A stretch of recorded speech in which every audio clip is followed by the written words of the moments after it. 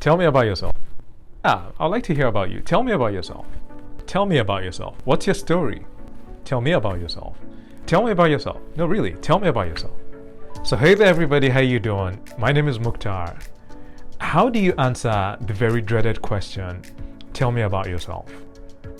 Well, in this video, I'm going to share with you a very simple and effective way to answer this question. So I'm going to share with you a formula that I learned from one of my teachers, and this formula is actually quite unique. It is succinct. It's easy for you to remember, and it's easy for the interviewer to actually follow what you're saying. So you don't really need to memorize anything. So this technique usually gets a lot of positive responses. Actually, I recall one recruiter who said that in her years of recruiting, she has actually never heard anybody give a response the way that I did to that question. So by the end of this video, you should know how to use this very effective formula that would help you stand out, start your interviews very confidently, and hopefully land you that job. So don't forget to give this video a thumbs up if you like this video. Don't forget to subscribe to the channel so that you can get more videos like this. And feel free to actually share this video with other people that you think might benefit from it. All right, so this question is very tricky because there is so much that you can actually say about yourself. Plus, it's usually asked at the very beginning of an interview when you're the most nervous, so you're more likely to ramble. So it's very important for you to have a technique that would allow you answer this question very succinctly and very confidently. All right, so before we go into the formula, there's some things that you actually need to keep in mind. And the first is you need to understand the main pain points or the main challenges that the company is actually looking to solve with this position.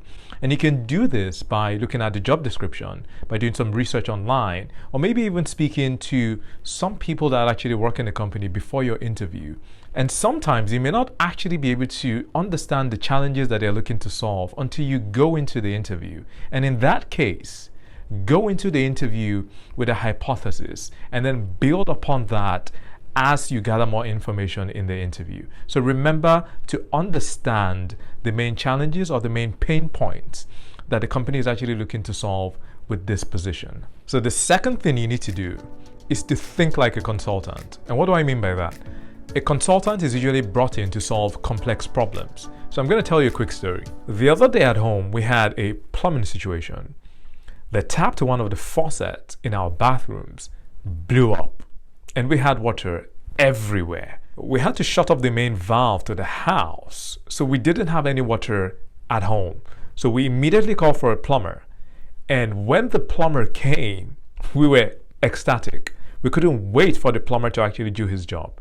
Now, what I want you to do is, to the best of your ability, make the interviewer feel like we did when we saw the plumber. All right, so when you have that mindset, the mindset of someone who's actually here to solve a problem, the mindset of a consultant, it also helps to shift the balance of power in the dynamic between you and the interviewer. So you don't appear desperate. You might really want that job, but desperation is a turnoff. You don't want to appear desperate. So remember to put on your consulting hat and think about how you can actually solve your interviewer's problems. All right, so the last thing you need to keep in mind is to show enthusiasm or passion. Now, I don't like to throw the word passion around because I feel like this word is overused. I mean, every company wants people that are passionate, and then people need jobs, so people are faking passion. So show enthusiasm, and if you're passionate about something, by all means show it. So now here's the formula. You want to speak about yourself in 3 different areas: your skills, your experience, and the value that you bring to the table. Now, in each one of these areas, mention no more than 3 points. And remember to always tie your responses to the problem that the interviewer is looking to solve. So remember how we felt when we saw the plumber? To the best of your ability, you want to make the interviewer feel like that. So under skills, list your core competencies. Make sure you relate them to what they're looking for. Make sure they are relevant skills. So under experience, this is how and where you've used your skills. So list things like the industries you've worked in, the roles that you've assumed. So now if you don't have any work experience, list things like paid internships, volunteer work, things that you've actually done in school that's relevant, like project work. So under value, this is where you seal the deal. This is where you state what makes you stand out from the other candidates. And you need to back up what you say with evidence. And we're going to do an example.